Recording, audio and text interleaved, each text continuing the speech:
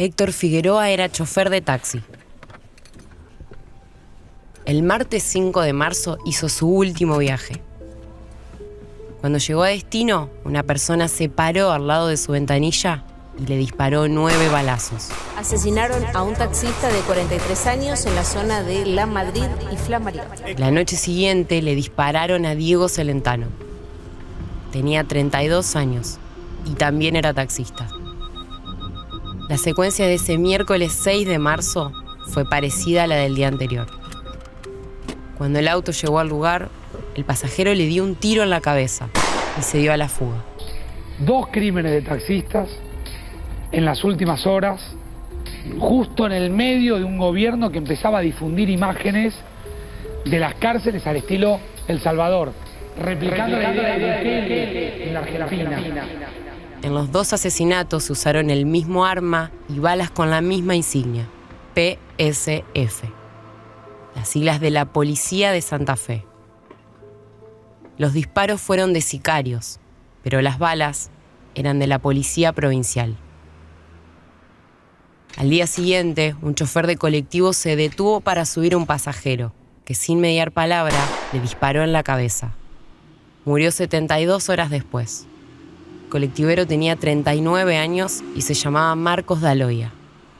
Bruno Busanich tenía 25 años y era empleado de una estación de combustible.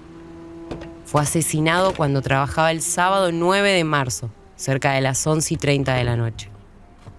El asesino le dio 3 balazos que quedaron grabados en las cámaras de seguridad. De esta manera quedó capturado el momento, imágenes muy sensibles. Bruno fue el último asesinado de una serie de 4 homicidios al azar, en la misma semana.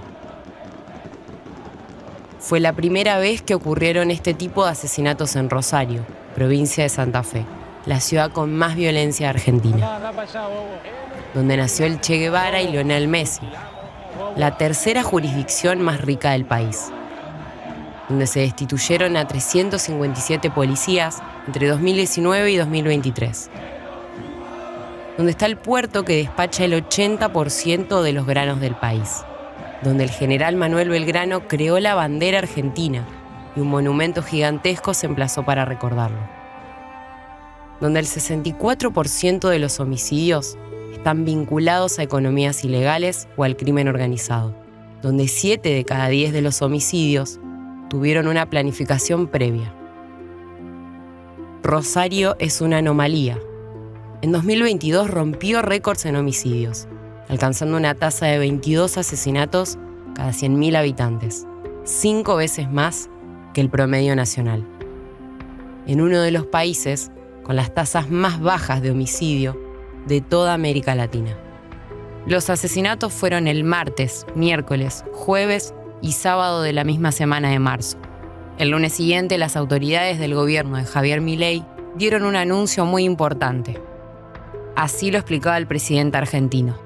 Habilitamos al ejército para hacer tareas de asistencia y acabamos de armar una ley con el ministro Petri y con la ministra Bullrich para ampliar las facultades que pueden tener las Fuerzas Armadas en el caso de narcoterrorismo. Luis Petri es el ministro de Defensa y Patricia Bullrich es la ministra de Seguridad. Y sí, Milei se refiere a lo que pasó en Rosario. Así lo aclara. ¿Usted habla de fuerzas armadas que pueden ir armadas a combatir el narcotráfico? Exactamente, cuando se constituye un caso de narcoterrorismo. Como en el caso de Rosario. Por ejemplo.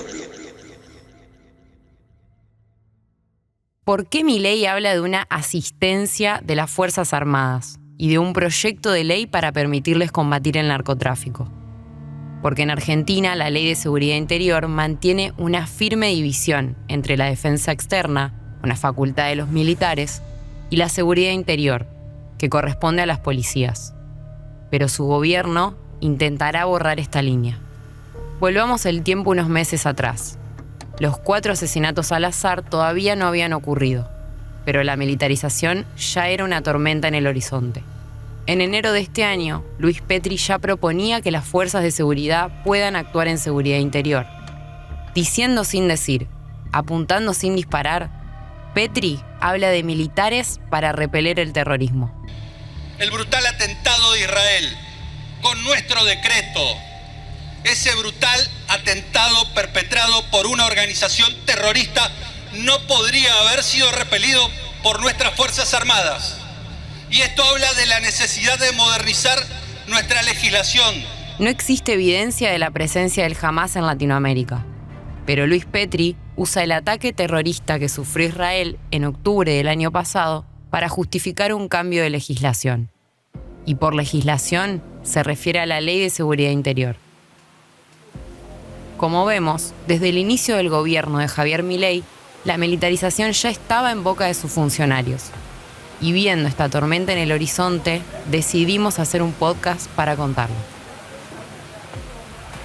Cuando hablamos de militarización en América Latina, uno de los ejemplos más claros está en Colombia. Por eso nos contactamos con nuestros amigos colombianos de Mínima Dosis. Les propusimos colaborar en un podcast sobre militarización, la amenaza de erosión permanente para las democracias latinoamericanas. Es la verdad la que desnuda el poder en Colombia. Petro y Milei tienen dos perfiles claramente antagónicos. En Argentina hemos sido acusados de cosas verdaderamente aberrantes, como fachos, fascistas. Todos los que, digamos, los colectivistas, los que ponen, digamos, o sea, esa idea... A ver, ¿Por qué le pones de mierda, digamos? Porque son una mierda. El caso de Colombia con el señor Petro, que, digamos, bueno, mucho no se puede esperar de alguien que era un asesino terrorista, ¿no? Comunista. Petro es el primer presidente de izquierda de Colombia y fue integrante de la guerrilla M-19, la primera en firmar un acuerdo de paz. Y Milei es un economista ultraortodoxo vinculado al poder económico y con una postura que relativiza los crímenes de la dictadura cívico-militar en Argentina. Empecemos por la verdad. No fueron 30.000 los desaparecidos, son 8.753. Por otra parte, estamos absolutamente en contra de una visión tuerta de la historia. Hubo una guerra, y en esa guerra las fuerzas del Estado cometieron excesos, y por tener el monopolio de la violencia le vale todo el peso de la ley. Pero también los terroristas de Montoneros, los terroristas del ELN, mataron gente, asesinaron gente, torturaron gente, pusieron bombas, e hicieron un desastre y también cometieron delitos de lesa humanidad. Pero estos presidentes tienen algo en común. Los dos intentan recorrer caminos a contramano de su historia. Argentina es el país con la tradición más profunda de control civil democrático de las fuerzas militares en Latinoamérica. Y esa responsabilidad la asumo con total prescindencia de quienes fueron mis subordinados y se limitaron a cumplir mis órdenes. Pero Milei busca devolverle el protagonismo a las Fuerzas Armadas con la excusa de combatir el narcoterrorismo. Y Colombia es uno de los países de Latinoamérica que más ha militarizado su política de drogas.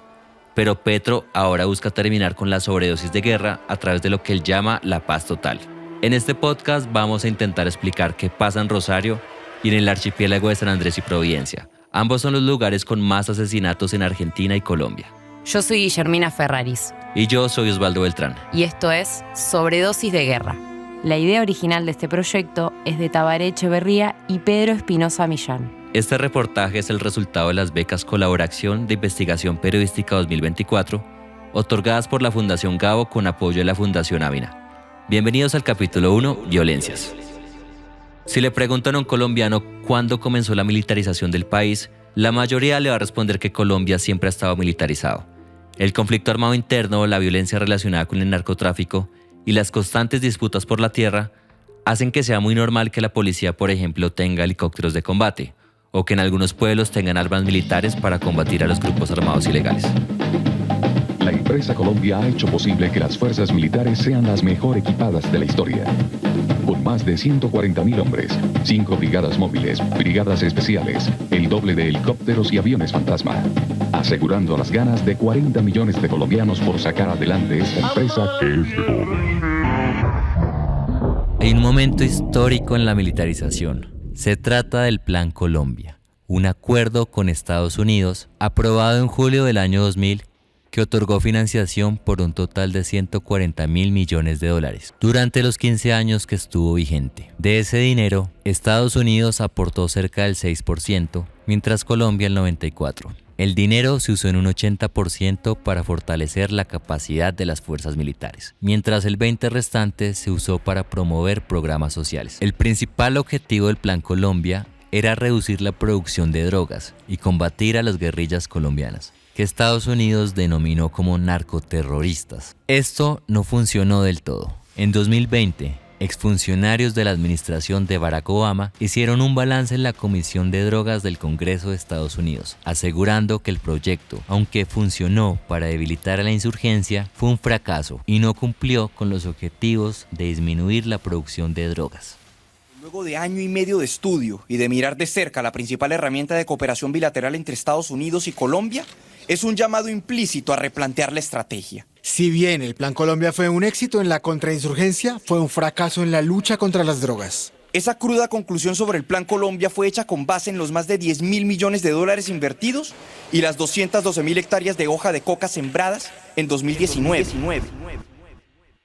Colombia es el país que más ayuda militar ha recibido de Estados Unidos. Solo en 2023 recibió cerca de 401 millones de dólares, mientras Argentina espera recibir 40 millones en 2024. Sin embargo, esta ayuda no se materializa en la disminución de los mercados de drogas, ya que hoy, 24 años después de iniciado el Plan Colombia, el país sigue siendo el principal productor de cocaína del mundo y los efectos de la guerra contra las drogas siguen afectando a los sectores más vulnerables de la población. Algunos miles de kilos. Llevan hasta 3 toneladas. Sí, pero con buena máquina. ¿Y cuánto les pagan más o menos? Uy, ellos están ganando 300, 400 millones. Eso no es por todo, sino el capitán a veces gana más que el otro marinero. Sí, ganan bien. Ellos ganan. Claro, solamente 2, 3 días. Si uno va para el norte. ¿Cuántas horas son de aquí a Estados Unidos? 7 días en barcos. 7 días en barcos. En esa lancha son como 3 días. 3 días. La entrevista de los pescadores que acaban de escuchar proviene del documental Raizal, Taking Back Paradise, de Pedro Espinosa Millán, co-creador de este proyecto. Ellos viven en el archipiélago de San Andrés, Providencia y Santa Catalina, un lugar conocido por tener el 91% de los arrecifes coral en Colombia, por tener un mar de 7 colores, por ser un acuario natural donde basta sumergir la cabeza para ver decenas de especies marinas, y un lugar donde se consiguen perfumes y licor barato al ser una zona libre de impuestos. Las islas también fueron el refugio de Henry Morgan, uno de los piratas más famosos de la historia, que ha sido mencionado en obras que van desde películas de Disney hasta novelas de John Steinbeck. La cueva de Morgan es una parada obligatoria para los turistas de San Andrés, y se dice que en la isla aún están sus tesoros. Lo que pocos saben es que en el archipiélago la violencia está disparada. El lunes 6 de noviembre de 2023 ocurrieron 2 asesinatos a plena luz del día. A las 11:15 fue asesinado con arma de fuego el señor Edgar Berrío Watson, cuando se disponía a entrar a su casa. Horas más tarde, a las 6:45, un hombre se bajó de una lancha y le disparó a Juan Carlos Torres Herón, un vendedor de fruta que se encontraba en el muelle. En 2023 asesinaron a 35 personas, una cifra que no parece escandalosa, si no fuera porque duplicó los 16 homicidios ocurridos en 2022 y porque las islas lideran la tasa de homicidios en el país. La Policía Nacional habla de una tasa de 62.4 homicidios por cada 100.000 habitantes, y el Instituto Nacional de Medicina Legal y Ciencias Forenses de 74,6. Videos que obtuvo Noticias Caracol sobre la forma en que un grupo de narcotraficantes asesinaron a 2 policías y hirieron a otros 4 en la isla de San Andrés. La mayoría de la violencia que ocurre en la isla está asociada al tráfico de sustancias ilícitas, la baja calidad de vida para quienes viven en la isla y el abandono estatal hacen que esta economía ilegal prospere. Históricamente, la relación entre los nativos y los gobiernos colombianos ha sido tensa.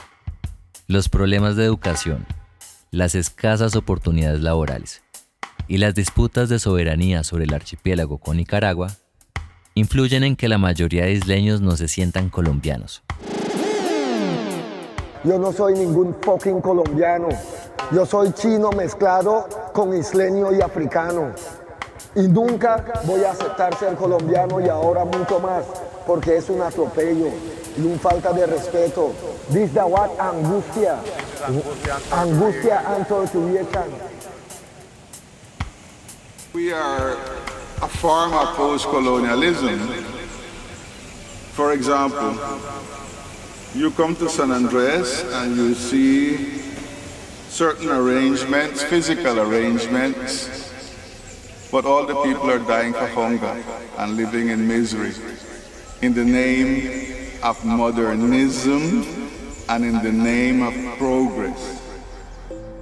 Como si esto fuera poco, solo el 18% de los hogares de la isla recibe agua potable a diario, lo que se traduce en una crisis sanitaria. Atención, una red internacional que reclutaba ciudadanos para utilizarlos como mulas desde las principales ciudades hasta San Andrés fue desarticulada por la Dijín de la policía en esa isla.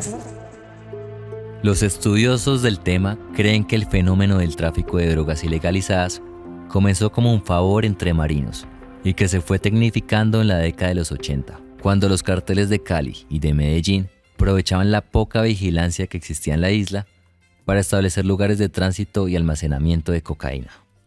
En ese momento, era más fácil que las embarcaciones que transportaban sustancias psicoactivas llegaran de forma más directa a Estados Unidos.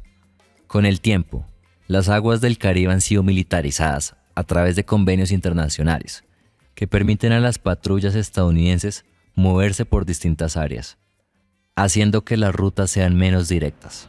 Los carteles también vieron al archipiélago como un lugar para comprar hoteles y negocios, y así legalizar su dinero. Una auditoría de la Contraloría General de la Nación a la Sociedad de Activos Especiales, la entidad que se encarga de administrar los bienes confiscados, revela que al 31 de diciembre de 2019 hay 170 inmuebles incautados en el archipiélago. Ahora bien, la situación que acabamos de describir no ocurre exclusivamente en el archipiélago de San Andrés y Providencia. Es un fenómeno que abarca el conjunto de la sociedad, pero que solo tiene visibilidad la cara plebeya. El que escuchábamos es Marcelo Saín, investigador especializado en temas de seguridad por la Universidad Nacional de Quilmes y exministro de Seguridad de la provincia de Santa Fe. Aunque está hablando de Rosario, su explicación puede generalizarse para entender lo que visibilizan y esconden las narrativas sobre el narcotráfico. El mercado de drogas ilegalizadas involucra a todos los sectores sociales, pero las ganancias y las violencias se distribuyen de manera desigual. Las clases sociales más empobrecidas ponen los muertos y los desaparecidos, mientras que los ricos se llevan las ganancias de este negocio. El especialista sugiere que los medios de comunicación cumplen un rol fundamental para encubrir la distribución desigual. La operación consiste, por un lado, en ocultar las pruebas que evidencian la participación transversal, y por otro, en construir abordajes enfocados únicamente en los sectores más pobres. Los circuitos del lavado y los empresarios y financistas respetables no aparecen en el foco. Ahora, hay un elemento importante. Estas barriadas son extremadamente pobres. Es decir, son barriadas donde se desenvuelven mercados millonarios, pero que las barriadas siguen siendo pobres. Entonces la pregunta del millón, que nadie se quiere hacer, ni los gobernantes, ni la sociedad, ni la prensa, porque se tapan los ojos y no quieren escuchar a nadie que diga esto, digamos, es ¿a dónde carajo va la plata de esa barriada? Y esa plata va a los centros financieros. El problema territorial... Efectivamente, en Rosario existe un circuito que administra las ganancias de las economías ilegalizadas y las ingresa en las economías legales. Esta circulación involucra ilegalidades del poder que se evidencian en las empresas financieras, pero también en otro tipo de actividades, como el negocio inmobiliario o el fútbol profesional. También el contrabando en el mercado de granos, la evasión y elusión fiscal, la violación de normas cambiarias y el lavado de dinero y activos. Veamos un ejemplo puntual. Carlos Del Frade es un periodista rosarino, escritor y diputado provincial de Santa Fe. en su libro de 2019, Balaceras, Narcotráfico y Política, plantea que el mercado de drogas ilegalizadas tuvo un impacto significativo en la crisis habitacional de Rosario. Esto se explica así. Las ganancias del narcotráfico se invirtieron en la construcción de edificios y departamentos que alimentaron un boom inmobiliario. El problema es que esos departamentos no se hicieron pensando en la demanda de quienes buscan una vivienda, sino para blanquear ganancias ilegales. Esto llevó a una sobreoferta de viviendas muy costosas, a las que solo pueden acceder personas de alto poder adquisitivo. ¿El resultado? Una gran cantidad de inmuebles de lujo que no se corresponden con las posibilidades económicas de quienes buscan la casa propia. Así como las ganancias se dividen de forma desigual entre los participantes del comercio de drogas ilegalizadas, lo mismo ocurre con la violencia. Y nosotros queremos justicia por Máximo y no queremos tener otro chico, otra víctima que está esperando el Estado, de que haya otra víctima más. Que ellos no entienden de que no pueden estar y también de distribución de droga, el terror del barrio, cansado. La que escuchábamos es Antonia Jerez, la tía de Máximo. Un nene de 11 años que fue asesinado por quedar en medio de una disputa entre bandas que se resolvió a los tiros. Hace más de 10 años que las tasas de homicidio en Rosario son las más altas de toda la Argentina. Y según el Observatorio de Seguridad Pública de la provincia de Santa Fe, la mitad de los asesinatos se concentran en el 15% del territorio urbano. La concentración de los heridos con armas de fuego coincide con la de homicidios. Son los mismos barrios. ¿Querés contarnos dónde estamos? En la casita poderosa, en la casita de la Puede. Estamos en el barrio Los Pumitas, en Rosario. O sea, el barrio Los Pumitas estaría dentro de Empalme Granero. Lo que caracteriza a este barrio es la falta de infraestructura urbana y de acceso a servicios básicos, como gas, luz y agua potable. Hay gente viviendo en casa de chapa, muchas sin techo, pero a través de que le pudimos hacer la conexión, como que la gente también se fue motivando a conseguirse una chapa para poder ponerse un techo, porque si no, no podía entrar al programa. Después también no sé si se dice hacinamiento o qué, como la forma de vivir, digamos, vivir en piso de tierra, con el baño dentro de la casa, los pozos todo inundados. La que escuchábamos es Belén Vera, referente territorial e integrante de la organización social La Poderosa. La zona que menciona es uno de los lugares donde la violencia más se concentra. Está ubicada en el noroeste de la ciudad y es el barrio de Antonia y Máximo. Belén nos recibió para que podamos conocer de cerca el lugar en el que transcurre esta historia. Antes de empezar, es necesaria una salvedad. Aunque la mayoría del barrio no participa del negocio de la venta de drogas ilegalizadas, las personas que viven ahí son las principales víctimas de la violencia de las bandas. Esa pelea no es nuestra, no es del barrio, no es de la gente de la población, sino la pelea es de los que venden eso. Al comienzo de este podcast, les contamos que el primero de los 4 asesinatos al azar a trabajadores ocurrió el 5 de marzo de 2024. Volvamos en el tiempo 1 año y 1 día. Es 4 de marzo de 2023. Es sábado, cae la noche en Los Pumitas y Maxi está jugando a la pelota con sus primos en la calle. A un par de metros se encuentra una de las bocas de expendio de drogas ilegales que todo el barrio conoce. En Rosario, a estos puntos de venta se les dice búnkers. Un rato más tarde, los chicos interrumpen el partido para ir a comprar una gaseosa a media cuadra. Mientras tanto, Antonia, la tía de Maxi, cocina una torta de cumpleaños para su nieta. En ese momento aparece un auto negro con vidrios polarizados. De pronto, una ráfaga de disparos y un grito desgarrador alertan a Antonia, que corre hacia afuera cuando escucha los tiros. Según relató un testigo, los sicarios que iban en el auto dispararon contra una persona que corrió hacia donde estaban los chicos. Máximo falleció en el acto, y sus primos tuvieron que ser trasladados a un hospital de urgencia. Maxi tenía que recibir la bici este año y no fue el 18, el 17. Lo recibió el padre la bici que él tanto soñó y era emoción, dolor, todo eso en la entrega de trofeo.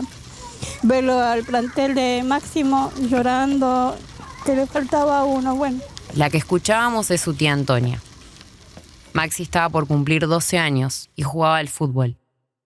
Quería llegar a la final con el club del barrio y ganarse una bicicleta. Formaba parte de la comunidad Cuom e iba a la escuela bilingüe Taigoyé, donde concurren alumnos de pueblos originarios. La ráfaga de disparos que lo asesinó provino de la banda que domina la zona hace 20 años. Los vecinos de los Pumitas venían denunciando públicamente que ya estaban cansados de la impunidad con la que se manejaban. Tomados por la bronca y el hartazgo, después del velorio de Maxi y bajo un sol abrasador, destruyeron 5 búnkers que las bandas habían instalado en el barrio, en tan solo 3 horas. Descontrol El en suceso Rosario. llegó a los medios nacionales. Los vecinos demolieron un búnker narco. Lo decíamos, el asesinato de Máximo Jerez, de apenas 11 años, fue la gota que rebasó el vaso, que colmó la paciencia de todo un barrio. Estamos hablando de este barrio que es extremadamente humilde, en Rosario, y vamos a mostrarles, bien lo decía recién Gustavo, uno de los 5 búnkers que fue derribado, atacado, desvalijado por completo por los vecinos, que dijeron basta. La escena era dantesca. En las redes sociales circularon videos que mostraban a la gente destrozando con sus propias manos los búnkers. Utilizaron martillos, palancas de acero e incluso prendieron fuego las construcciones. A Julio Jerez, el padre de Maxi, le llegaron balas de goma de la policía, que fue la última que llegó al lugar, después de que los vecinos rompan las paredes hasta demolerlas y los medios de comunicación lleguen a tiempo para filmarlo. Los vecinos dijeron en la TV que tuvieron que llegar a ese punto porque la policía cobra coimas y deja que los búnkers funcionen.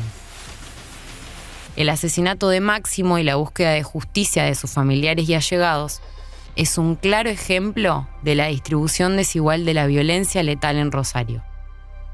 Ahora veamos qué ocurre en el archipiélago, donde los efectos no son menos desastrosos. Uno de los jefes, digamos de cierta forma, de la estructura a la que él hacía parte fue detenido y el nuevo jefe o el nuevo encargado pues no estaba dispuesto a asumir las deudas o los compromisos económicos que tenía el anterior y le salió mucho más fácil acabar con la vida de sus trabajadores. Entonces eso fue el caso de mi papá. Lo mataron por no pagarle $2 millones que le debían. La voz que acaban de escuchar es la de Miguel Ángel Castel, un abogado al que no le tiembla la voz al denunciar la violencia que ocurre en la isla. Él, impasible, con cariño y sin juzgar, recuerda a su padre. Mi padre, desafortunadamente, al igual que otras tantas personas en el archipiélago, pues encontró, digámoslo, en el flagelo del narcotráfico un modelo y una forma de vida. Y él fue pues parte, digámoslo, de esos modelos de transporte de alucinógenos. Él hace parte de la larga cadena de desaparecidos que hoy cuenta el departamento, donde desafortunadamente este flagelo pues ha traído un sinnúmero de muertos. Hoy por hoy el mar y los ríos son los cementerios más grandes que tiene nuestro país. El padre de Miguel Ángel conocía muy bien el Caribe. Durante gran parte de su vida trabajó en cruceros y podía darle una vida estable a su familia. Sin embargo, las cosas cambiaron y él decidió prestarse para transportar embarcaciones cuyos cargamentos tenían contenidos que no se le permitía saber. Como decía Miguel Ángel, sus nuevos jefes prefirieron deshacerse de él en lugar de pagarle. Se cree que su cuerpo está ahora en una montaña de la región de San Pedro de Sula, en Honduras. Así como murió él, han muerto muchos isleños. La historia de Miguel Ángel nos deja ver que la violencia de la guerra contra las drogas no siempre es visible ni estruendosa. Pues es que el drama en el archipiélago ha sido silencioso. Ella es Luz Marina Livingston, periodista raizal, como se le conoce a los nativos de la isla, quien se ha dedicado durante más de 22 años a documentar el tema de los desaparecidos, presos y asesinados por temas de narcotráfico y conflicto armado. De acuerdo con cifras de organizaciones locales, se cree que en el archipiélago hay más de 700 desaparecidos desde los años 90. La mayoría de ellos son jóvenes afros, nativos de la isla que se pierden en alta mar mientras llevan un cargamento de cocaína al no tener mejores oportunidades para ganarse la vida. Cuando comenzaron a desaparecer los primeros isleños por el tema del tráfico, embarcaciones que salían desde la costa colombiana rumbo a Estados Unidos. Y podía pasar cualquier cosa, una explosión, una cosa una pelea entre los mismos bandos del narcotráfico, por ejemplo, y eso generó muchas cosas. Entonces, nuestra gente comenzamos a perderlos desde 1960, por ejemplo, hasta hoy día. Como dice Luz Marina, los muchachos que deciden emprender estos viajes saben que solamente hay 3 posibles resultados. El primero es desaparecer, sin dejar rastro. El segundo es caer presos y pasar la vida en una prisión, posiblemente en Centroamérica o en Estados Unidos, donde está la cárcel más famosa para los isleños, que está ubicada en Tampa, Florida, donde incluso hay un pabellón al que le llaman coloquialmente Little San Andrés. Por último, si el destino marcha a su favor, pueden coronar su viaje, como ellos le llaman, y reclamar una recompensa que, de acuerdo a los marinos, puede llegar a ser hasta de $20,000. Los navegantes no son pocos, ni son un fenómeno aislado. Las diferentes personas que entrevistamos coinciden en que es muy común que cada familia tenga una persona afectada por el narcotráfico. No hay una familia aquí en las islas que pueda decir que no ha tenido alguien que estuvo preso o está desaparecido o haya sido asesinado por el narcotráfico. El archipiélago está ubicado en un lugar muy estratégico, a tan solo 110 kilómetros de la costa nicaragüense, que son aproximadamente 3 horas en lancha. Y aunque no hay datos oficiales, se estima que un kilo de cocaína cuesta $2,500 al llegar a San Andrés. Aunque los raizales son buenos marinos, ya que muchos de ellos son capaces de navegar el mar sin GPS, sin brújula y tan solo guiándose por la posición de las estrellas, el riesgo de naufragar es alto, ya que las embarcaciones que usan son adaptadas para almacenar cocaína, lo que a la vez implica que sean menos seguras. Por otro lado, existe el riesgo de encontrarse con piratas en el mar. Estos son hombres armados que interceptan barcos para poder robar el cargamento y terminan matando a toda su tripulación. Como si no fuese suficiente, es común que los narcotraficantes maten a sus propios marinos para no pagarles ni dejar rastro, como ocurrió con el papá de Miguel Ángel. Volvemos a Argentina. Ya vimos que Rosario es la ciudad con más homicidios en un país con las tasas de asesinatos más bajas de América Latina. ¿Por qué Rosario es una anomalía en Argentina? ¿Qué hace que esta ciudad sea el centro de atención cuando hablamos de violencia asociada a los mercados de drogas ilegalizadas? En Argentina y también en los países centrales, el crimen es regulado ilegalmente por las fuerzas de seguridad. Puede parecer extraño, pero es algo más bien normal. Y de nuevo, puede sonar raro, pero en realidad, los mercados ilegales no siempre producen violencia, porque la violencia expone sus actividades. Según los expertos, el factor clave es la regulación policial o la ausencia de esta. En general, las fuerzas de seguridad mantienen un control de los territorios, aunque sea relativo y dinámico.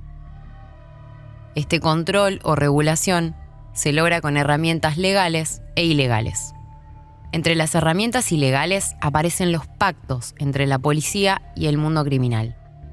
Estamos hablando de un sistema de recaudación policial a través de coimas que se reparten con el poder político. Los especialistas le llaman a esto doble pacto. Y se explica así. El poder político pacta con la policía y deja la seguridad en sus manos. Y la policía pacta con las organizaciones criminales para la regulación ilegal del delito. Pero en Rosario el doble pacto se quebró. La política perdió su control sobre la policía y la policía perdió su capacidad de regular el crimen. La regulación ilegal tiene una única condición: el crimen debe ser invisible. Y en la ciudad cuna de la bandera argentina, hace muchos años que la violencia de las organizaciones criminales es demasiado visible.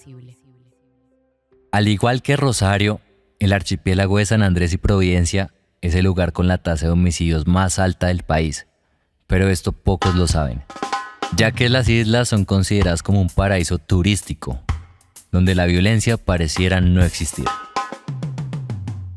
Y es que al contrario que en Rosario, la violencia aquí no es visible ni escandalosa, ya que no debe ahuyentar el turismo. Las razones de esta violencia también son estructurales y afectan de manera desigual a los más vulnerables. Las pocas oportunidades educativas y económicas que ofrece el archipiélago son la principal razón para llevar cargamentos en viajes de regreso incierto. Es que cuando vives en una isla y vives tan alejado, pues las oportunidades no son tan buenas, no, son escasas, sobre todo en una isla donde si tienes que ir al interior del país para temas de estudio, pues el esfuerzo económico es enorme, pues porque en el archipiélago, en las islas, pues no hay una universidad pública, por ejemplo, que abra esas oportunidades a los jóvenes. De acuerdo con el Plan de Desarrollo Todos por un Nuevo Comienzo 2020-2023, elaborado por el gobierno departamental, en el archipiélago el 32% de los habitantes que se encuentran en edad escolar están por fuera del sistema educativo y tan solo un 20% de la población logra acceder a la educación superior. Las razones por las que esto ocurre tienen que ver con graves problemas de infraestructura, pocos programas de educación superior y falta de carreras como ciencias de la salud, que son necesarias para el desarrollo socioeconómico del departamento. Además, el documento señala que los jóvenes de las islas no tienen motivación para estudiar, pues consideran que prepararse no sirve para generar ingresos y que es más fácil envolverse en actividades ilegales. Por otro lado, tener un título profesional no es garantía de estabilidad económica en la isla. En los puestos del sector público, por lo general, quienes tienen cargos importantes prefieren contratar a personas de otros lugares.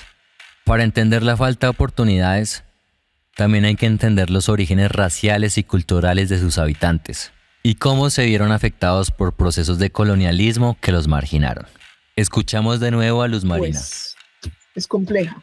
Entonces, un joven, por ejemplo, hoy día, que está en una era tan distinta, tecnológicamente hablando, para un joven dice, yo para qué voy a ir a una universidad a estudiar por 5 años o 6 años cuando yo regreso a la isla, pues no tengo opción.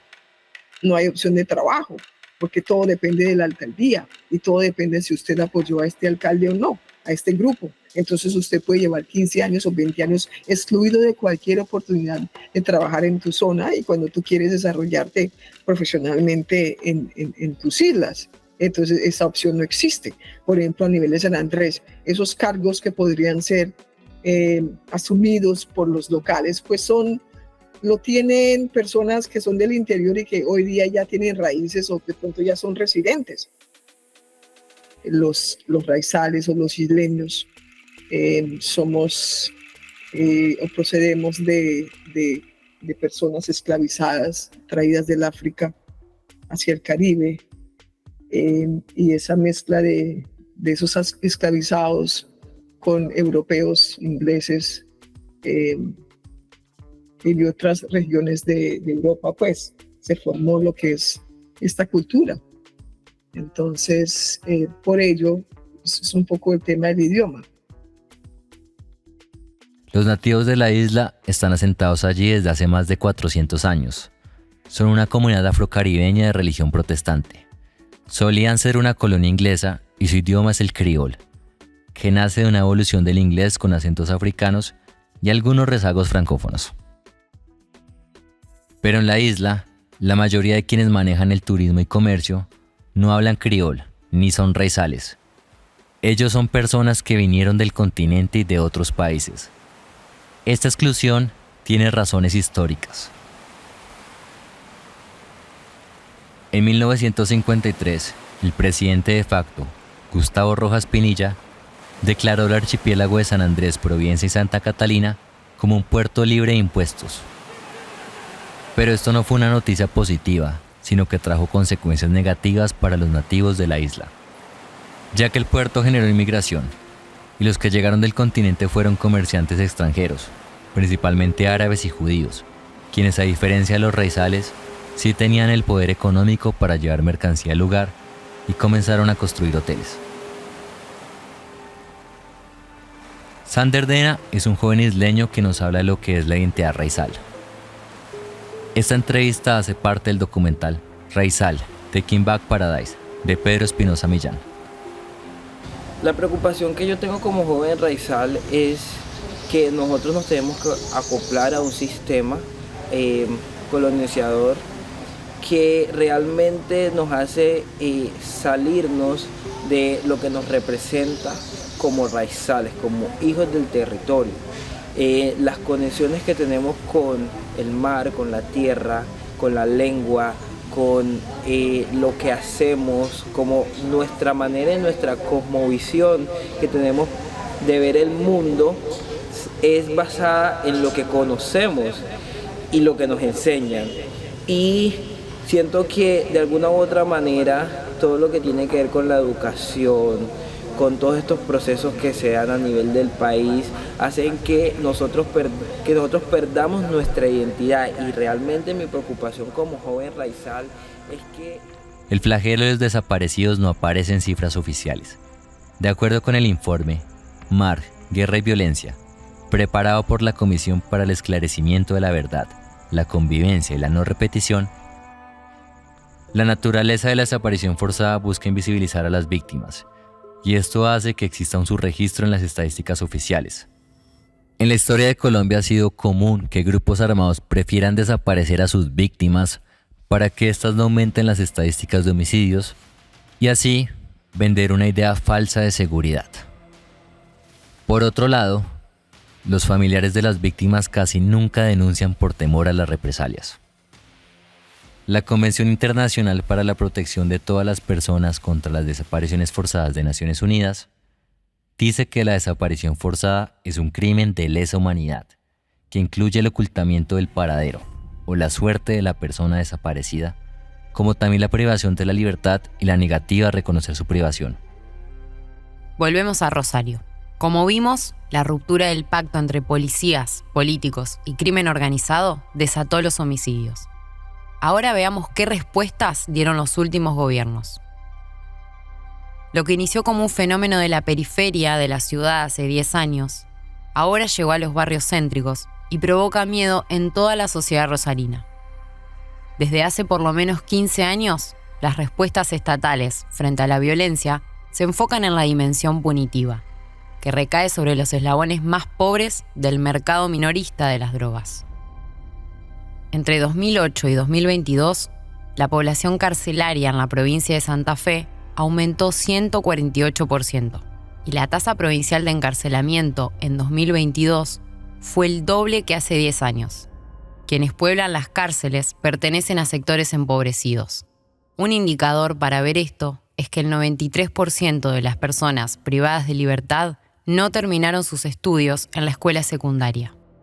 Desde 2013 hasta ahora, ya son 15 las incursiones de fuerzas federales en la provincia de Santa Fe con foco en Rosario. La última llegada de fuerzas federales fue en diciembre del año pasado, en el marco del Plan Bandera. El gobierno de la nación y la provincia coordinan una estrategia que profundiza el modelo punitivo de la guerra contra las drogas. Entre las medidas que se impulsaron, se restituyeron los pabellones de alto perfil para narcos y sicarios en los penales provinciales, lo que implica mantenerlos aislados de los presos comunes. Y se limitaron las comunicaciones con el exterior, para que los presos no puedan dar más órdenes de cometer delitos desde los penales. Carlos del Frade lleva 2 décadas investigando el narcotráfico. Le preguntamos cuál fue el punto de partida que explica los 4 asesinatos al azar. En la justicia, a partir de las informaciones mediáticas, se juntaron por lo menos 10 grupos, algunos casi monocelulares y otro vinculado con 2 organizaciones grandes del narcomenudeo en Rosario, como son los Monos de Alvarado, para producir estos hechos de intimidación pública para ver si pueden cambiar las condiciones de detención que sí evidentemente produjo cuando asumió el gobierno de Puyaro con lo que ellos llaman los presos de alto perfil. Esto incluso es lo que dijeron, con una nota con precisa caligrafía, con precisa ortografía, a diferencia de todo lo que habíamos venido sufriendo en los últimos 15 años, que es cuando más se desata el desarrollo de los eslabones últimos de la cadena de comercialización del narcotráfico. La nota que nombra del Frade es la que dejaron los atacantes en la estación de servicio, donde asesinaron a Bruno Busanich. Ahí escribían: nosotros no queremos nuestros celulares, queremos nuestros derechos, ver a nuestros hijos y familia. Y amenazaban textualmente con matar a más inocentes. Cuando empezamos a investigar este tema, pensábamos que la causa de los 4 asesinatos fue una foto tomada a lo Bukele, que se publicó en las redes sociales del gobierno provincial, avisando que cada vez la van a pasar peor. En la foto, los presos fueron sentados en filas, con el torso desnudo y mirando hacia abajo. Eran una copia de las fotografías tomadas en el Centro de Reclusión del Terrorismo que construyó Nayib Bukele, el presidente de El Salvador, que toda la región mira por su modelo de mano dura. Pero para no quedarnos solo con nuestra impresión, hablamos con Agustín Lago, un periodista rosarino especializado en policiales. Nos dijo que antes que la foto hay otros factores. Por ejemplo, las condiciones de detención a presos de alto perfil. Y ese tipo de situación fue uno, en realidad, de los factores que empieza a gestar o a tener, como si quiere, una parte de la responsabilidad en esto que después conocimos en marzo pasado con estos 4 asesinatos. Agustín también señala la aprobación de la ley de microtráfico o narcomenudeo como un factor importante. La ley permite a la policía y a la justicia provincial perseguir a vendedores minoristas de drogas ilegalizadas. La policía empieza a jugar en calle con procedimientos a qué banda perjudicar, en detrimento de favorecer a otra, eso está clarísimo. Para Agustín, lo central son las condiciones de detención y la ley de narcomenudeo. Que por un lado tuviste el endurecimiento de las condiciones de detenciones de los presos que manejaban sus bandas al menudeo en distintas zonas de Rosario. Por el otro lado, la policía que a través de la ley de microtráfico empezó a jugar en la calle, la justicia que habilitó derrumbe de búnkeres. La semana siguiente a los 4 asesinatos al azar se creó un comité de crisis, donde participan las autoridades nacionales y provinciales. El comité de crisis es la condición previa que establece la Ley de Seguridad Interior para pedir asistencia logística a los militares en las operaciones de seguridad interior. 10 días después de los asesinatos, el Gobierno Nacional anunció que enviaría al Congreso una reforma de la Ley de Seguridad Interior para flexibilizar la participación de las Fuerzas Armadas, permitiendo que puedan entrar en combate con lo que el gobierno denomina narcoterrorismo. La proactividad del Gobierno Nacional y provincial está enfocada en la demagogia punitiva, es decir, mostrar mano dura a una ciudadanía que pide que alguien les devuelva la tranquilidad. La política de seguridad desplegada gobierno tras gobierno consiste en producir imágenes de guerra para buscar rédito inmediato. Pero la mano dura no tiene ningún impacto sobre las causas de desigualdad estructural que produce condiciones de exclusión y deja escasas oportunidades para los pibes que se convierten en la mano de obra barata de las bandas criminales. Como veremos en el último capítulo, la clave está en construir un horizonte vital distinto, invirtiendo en políticas de educación, trabajo, cultura y deportes. Pero en el contexto nacional, esto parece imposible. Cosa que decimos, y mucho menos de hacer el ajuste que estamos haciendo. No es que estamos haciendo el ajuste más grande de la historia de la Argentina, estamos haciendo el ajuste más grande de la historia de la humanidad. A diferencia de Rosario, en el archipiélago no hay una visibilidad pública de lo que sucede, y el gobierno nacional pareciera no preocuparse. Al revisar los últimos comunicados oficiales, noticias y alocuciones presidenciales sobre San Andrés, Providencia y Santa Catalina, se repiten las preocupaciones asociadas por la disminución del turismo, alertas de nuevos huracanes y la reconstrucción de la isla por huracanes pasados. Pero casi nunca se menciona que la inseguridad se ha disparado, o que en 2023 los asesinatos aumentaron en un 50%. Cuando el gobierno colombiano y el presidente Gustavo Petro mencionan estos temas, al igual que en Rosario, lo hacen desde la dimensión punitiva, donde pareciera que la única opción es aumentar el número de militares para combatir la inseguridad. Luego de una racha de crímenes de sangre en la isla de San Andrés, la Fiscalía descubrió que su posición estratégica estaba siendo utilizada por narcotraficantes que llegaron a la isla de la mano de policías corruptos y otras autoridades. Un informe de la organización Transparency International 2021 relaciona mayores niveles de corrupción con mayores niveles de inseguridad en América Latina. Por desgracia, la corrupción no se combate con soldados en un campo de batalla. Desde 2016 han pasado 6 gobernadores por el archipiélago. Algunos han sido destituidos, otros condenados por corrupción o investigados por la Corte Suprema. La cosa es tan grave que, de acuerdo con el mapa de impunidad presentado por el secretario de Transparencia de la Presidencia de la República, el departamento lidera el índice de impunidad en Colombia con denuncias asociadas a la corrupción. Que la Armada Nacional logró incautar 3,5 toneladas de cocaína en la isla de San Andrés. Ese es considerado el cargamento más grande que ha incautado la autoridad colombiana en lo corrido de este 2024. Contacto con el jefe de Estado Mayor del Comando Específico de San Andrés y Providencia, capitán Carlos Urbano. ¿Cómo llegan ustedes a este cargamento, capitán? Bienvenido. A lo largo del año, el gobierno ha anunciado con bombos y platillos la captura de algunos cargamentos de cocaína en la región insular.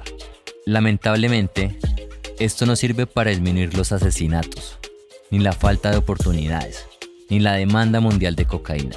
En otras palabras, a pesar de las incautaciones, sigue siendo atractivo para un joven raizal arriesgar su vida por un puñado de dólares llevando un cargamento en alta mar. Pues sí, es que el narcotráfico, pues yo no diría que no existiera otra opción, pero fue, digamos, como la opción más rentable allí ante los ojos de unos jóvenes que no tenían un trabajo, que de pronto trabajaban en la tierra, pero pensar en grandes sumas de dinero en efectivo que ellos nunca habían tenido en la vida, que va al exterior y comienza a ganar en dólares y en euros, pues se enloquece. ¿Hasta dónde nos va a llevar la respuesta punitiva y castrense de los gobiernos? ¿Qué consecuencias puede traer para la democracia? ¿Qué resultados tiene la militarización en la disminución de las violencias? Nada, aquí no se dio nada, pero aquí la policía todavía viene y hacen revista, pero yo les digo, ¿para qué vienen? Vienen a verificar de que yo estoy aún vivo, me toman fotografías y se van. Pero mire, esos son tonterías. Un país que tiene unas complejidades de conflictos como estos, con tantos actores armados, tantos escenarios de guerra, la única forma de defender la vida es tener una agenda propia de seguridad. Y eso es lo que nosotros tenemos. Nadie le puede garantizar su seguridad, mi hermano. Y pues... Pero esos son los riesgos, son los costos. El que no se quiera morir, pues, entonces, bueno, de manera violenta no se mete a estas vainas. Cuando uno se mete a esto, uno ya sabe lo que se viene. Lo más probable es que lo van a matar.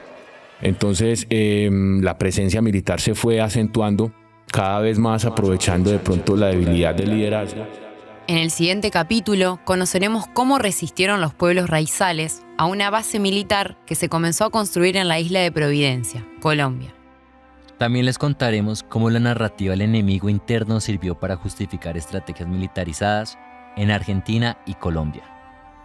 Este podcast fue una producción colaborativa de Revista Mate y Mínima Dosis, con el financiamiento de las becas Colaboración de Investigación Periodística 2024, otorgadas por la Fundación Gabo con apoyo de la Fundación Avina. La idea original fue de Tabaré Echeverría, quien les habla, y de Pedro Espinosa Millán. Osvaldo Beltrán y Pedro Espinosa Millán reportaron a Colombia. Guillermina Ferraris y Tabaré Echeverría reportamos desde Argentina. Osvaldo Beltrán, Guillermina Ferraris y Tabaré Echeverría escribimos los guiones. Pedro Espinosa Millán hizo la edición de audio y aportó entrevistas y material de archivo de su documental Raizal, Taking Back Paradise. La masterización y mezcla fue un trabajo de Daniel Hernández, de Analog Vice. Ariana Leonardi es la responsable de la administración de Revista Mate. La ilustración de portada es de Dibujulias. El diseño visual fue un trabajo de Lía Leonardi. Entrá a revistamate.com.ar para ver los artículos que publicamos. Podés encontrarnos en Instagram, Facebook, Twitter y YouTube como Revista Mate. Escuchá los episodios de Mínima Dosis en Spotify y YouTube. Podés encontrar a Mínima Dosis en Instagram, Twitter y Facebook como Mínima Dosis.